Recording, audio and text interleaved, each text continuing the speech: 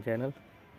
तो ईवीएस की ये क्लास की आज की तीसरी क्लास है। पिछली दो वीडियो में हमने देखा था, पहला वीडियो था आपका गोइंग टू स्कूल से रिलेटेड कि कौन से जगह पे स्कूल जाने के लिए बच्चे सब कैसे कैसे जाते हैं, और दूसरे वीडियो में हमने कुछ पॉइंट्स देखे थे जैसे कि कर्नम मल्लेश्वरी या मधुबनी पेंटिंग के बारे में।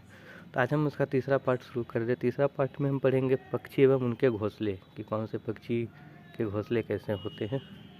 तो बिना टाइम वेस्ट किए हुए शुरू करते हैं। सबसे पहले हम देखते हैं इंडियन रोबिन बर्ड के बारे में। इंडियन रोबिन बर्ड को हम लोग लोकल लैंग्वेज में कलचीरी कहते हैं। ये है वो पक्षी। यह पत्थरों के बीच मुलायम घोंसला बनाती है। इसकी घोंसले में जो रहते हैं वो टहनी, जड़ें, ऊन, बाल, रुई आदि पाए जाते हैं। ये पत्थरों के बीच में घोंसले बनाते हैं और इनके घोंसले में आपको रुई मिलेगा, टहनी मिलेगा, किसी प्लांट का कोई पार्ट मिल जाएगा, ये सब। और यही वह बर्ड है जो कि सड़क के किनारे पत्थरों के बीच अपना अंडा देती है, घोंसला बनाती है। तो ये भी एक सवाल पूछा जाता है कि सड़क के किनारे पत्थरों के बीच कौन सी बर्ड घोंसला बनाती है, तो वह हो जाएगा इंडियन रोबिन बर्ड। इसके बाद अगला है हमारा कौवा। कौवा के बारे में पढ़ते हैं। यह अपना घोंसला पेड़ की सबसे ऊंची डाल पर बनाता है। ये जो कौवा है, ये कोई भी पेड़ है तो उसकी सबसे ऊंची डाल पर जो घोंसला होगा वह कौवा का ही होगा। कौवे के घोंसले में लोहे के तार टहनियाँ होती हैं। कौवे के घोंसले में कोयल अंडे देते हैं। पिछले वीडियो में भी बताया था कि जो कौवा का घोंसला है उसमें कोयल अपना अंडा दे देती है, क्योंकि दोनों का अंडा लगभग एक ही जैसा दिखता है, तो कौवा उसको अपना अंडा समझ के पूछता है। इसके बाद तीसरा हम पढ़ेंगे दर्जन चिड़िया के बारे में। ये है दर्जन चिड़िया। यह अपने नुकीली चोंच से पत्तों में छेद कर सीख कर घोंसला बना लेता है। तो इसको दर्जन चिड़िया इसलिए बोला गया है कि यह, जैसे हम लोग दर्जी बोलते हैं टेलर को हिंदी में, तो उसके तरह काम करती है कि अपनी इसकी जो उसकी चोंच है, इस चोंच से इस पत्ते को छेद करके सिल देती है, फिर उसी में अपना घोंसला बना के उसी में अंडा देती है। इसके बाद अगला है वीवर पक्षी। वीवर पक्षी नर यानी मेल घोंसला बनाता है तथा मादा उसी से उसे चुनती है। तो ये आपका मेल है जो ब्लैक कलर का, ये आपका फीमेल है। तो इसमें होता क्या है कि जो मेल होता है वह एक नहीं 5-6 घोंसला बनाता है अंडे देने के लिए। फिर जो उसकी फीमेल साथी है वो उस 5-6 घर में से, मतलब घोंसले में से एक घोंसला चुनती है अंडे देने के लिए, बाकी का 4 ऐसे में वेस्ट हो जाता है।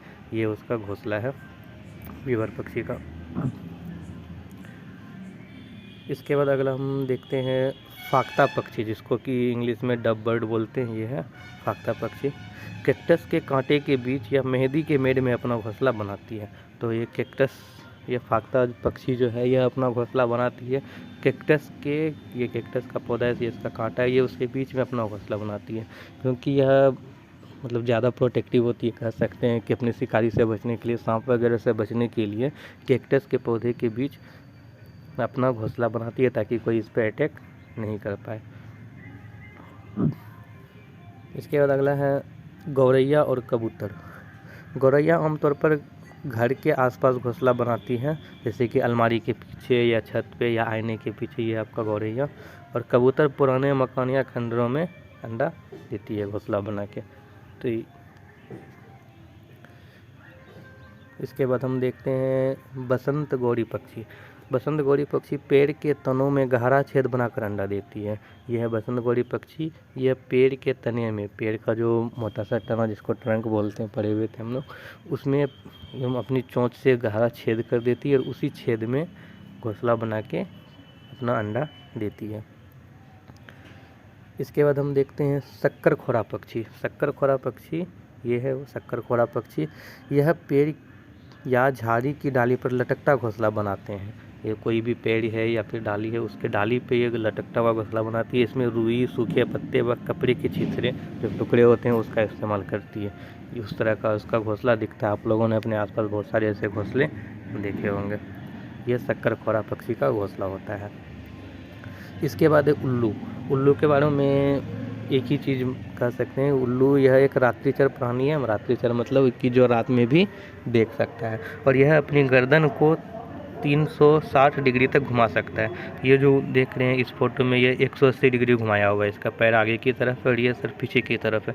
इस तरह से ये अपने गर्दन को पूरा 360 डिग्री भी घुमा सकता है। तो ये सवाल पूछा जाता है कि कौन सी पक्षी अपने गर्दन को 360 डिग्री तक घुमा सकती है, तो उसमें ऑप्शन आएगा आपका उल्लू। इसके बाद एक मैना पक्षी। मैना पक्षी रेगिस्तान में मैना पक्षी पाई जाती है, वैसे ये हर जगह पाई जाती है, लेकिन इसके बारे में आपको पॉइंट ये याद रखना है कि मैना अपनी गर्दन को झटके से पीछे कर लेती है।